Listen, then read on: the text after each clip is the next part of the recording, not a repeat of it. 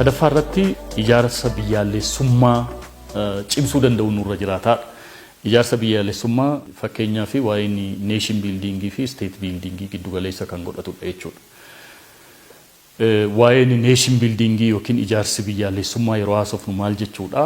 Ummatoota biyya kana keessa jiraatan keessaa fakkeenyaaf citizeniin yookiin lammiilee biyya isaanii jaallatan.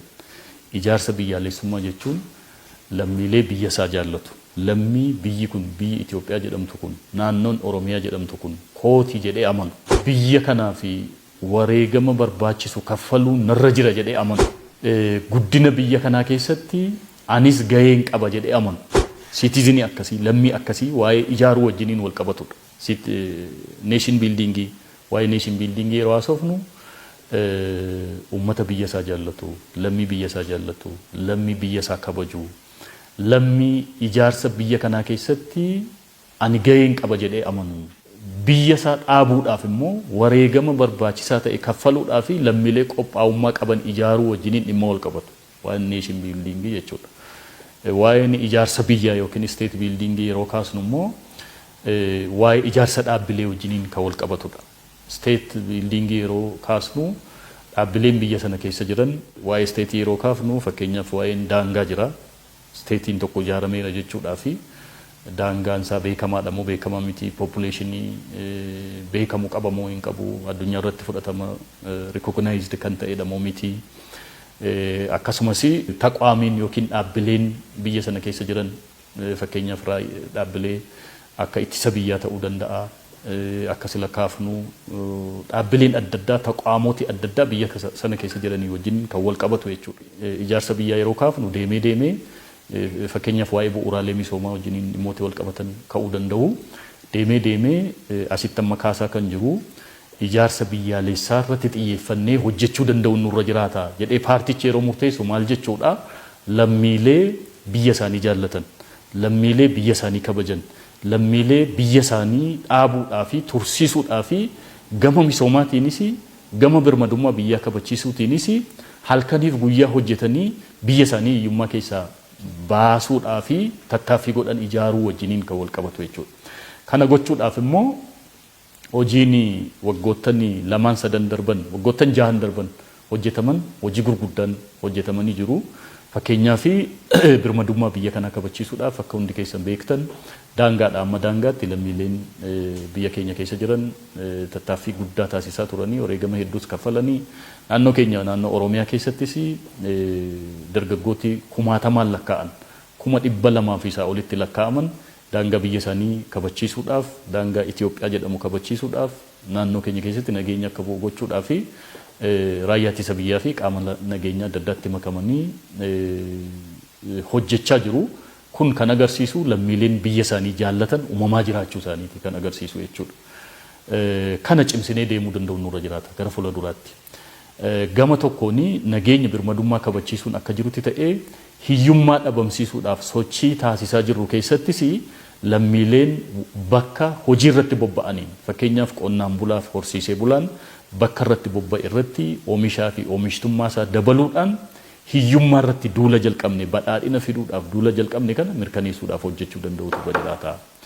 Akkasumas dhaabbileen barnootaa lammiilee akkasii oomishuu keessatti gaheen isaanii guddaa waan ta'uuf manneen barnootaa lammiilee daa'imman biyya isaanii jaallatan horachuudhaaf sochiin godhamaa jiru. Sochiin jalqabame jira. Gama kanaan lammiilee egeree uumuudhaaf biyya jaallatan biyya kabajan hiyyummaa keessaa biyya Itoophiyaa jedhamtu naannoo Oromiyaa jedhamu baasuudhaaf sochii godhaman halkaniif guyyaa deeggaran ijaaruudhaaf hojjechuu danda'utu irra jiraata. Kana gochuudhaaf dhaabbilee barnootaa irratti xiyyeeffannee hojjechuu danda'u nurra jira kan jedhu akka kallattiittis taa'ee irratti hojjetamaa jira jechuudha. Karaa biraadhaan miidiyaaleen karaa adda addaatiin poozitiiv impaaktii qaqqabsiisuu danda'utu irra jiraata. Lammiileen akkasii akka uumamu. Biyya jaallachuu biyyoo kabaja argate malee namni dhuunfaadhaan kabaja argachuu akka hin dandeenye sirriitti irratti xiyyeeffatanii asirratti hojjechuu danda'utu irra jiraata. Rakkooleen ammammaatti biyya kana keessatti uumaman hin jiru. Paartiin keenya hin amana. Waggoottan 100 fi isaa olii fi rakkoon biyya kana keessa turaniiru. Rakkoo kana karaan ittiin hiikamu karaa maree biyyoolessaatiin jedhee amana. rakkoon hin uumamne jedhee namanu paartiin keenya rakkoo gurguddaan sirnoota darbaniin biyya kana keessatti uumamanii jiru. Rakkoo kana karaa hiiknu rakkoo sana karaa hammeessuu ta'uun qabu jedhee ama. Fakkeenyaaf kaleessa badii raawwateera yoo ta'e badii biraa dabaluudhaan badii biraa hojjechuudhaan rakkoo sana sirreessuun hin danda'amu.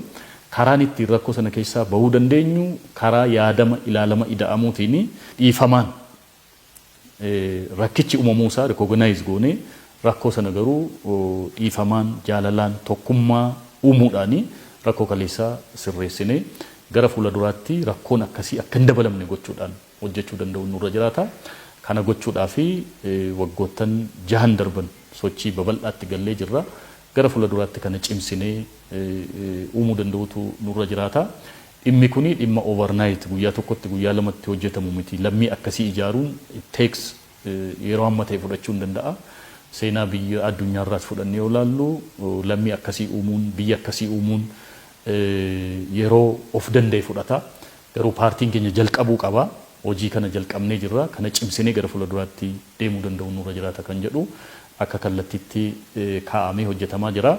Kana gara fuula duraatti cimsinee hirmaannaa uummata keenya daballee dhimmoota amma ammaatti hojjenne kana cimsinee gara fuula duraatti deemuu danda'u nurra jiraata.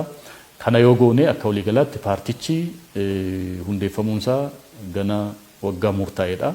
Waggaa 3-4 keessatti paartii hundeeffameedha. Garuu immoo hojiin hojjete umurii isaa wajjiniin wal bira qabne yeroo laallu hojii gurguddaa fi boonsaa biyya kana salphina keessaa baasee fi gara fuula duraattis biyyattiin abdii guddaa akka qabaattu biyyooti Afrikaan hedduun mallattoo rakkoo keessaa bahu mallattoo injifannoo godhanii paarticha biyyicha akka fudhatan kan taasise waan ta'eef kun immoo kan hojjetame hirmaannaa uummata keenyaatiin hirmaannaa miseensota keenyaatiin kana gara fuula duraatti cimsinee yoo deemnee biyya badhaatee fi uummata keenya hundaaf taatu ijaaruun akka danda'amu sirriitti qoratamee jira. Kana cimsinee gara fuula duraatti deemuu qabna kan jedhu akka kallattiitti taa'ee hojjetamaa jira jechuudha. Galatooma fayyaa.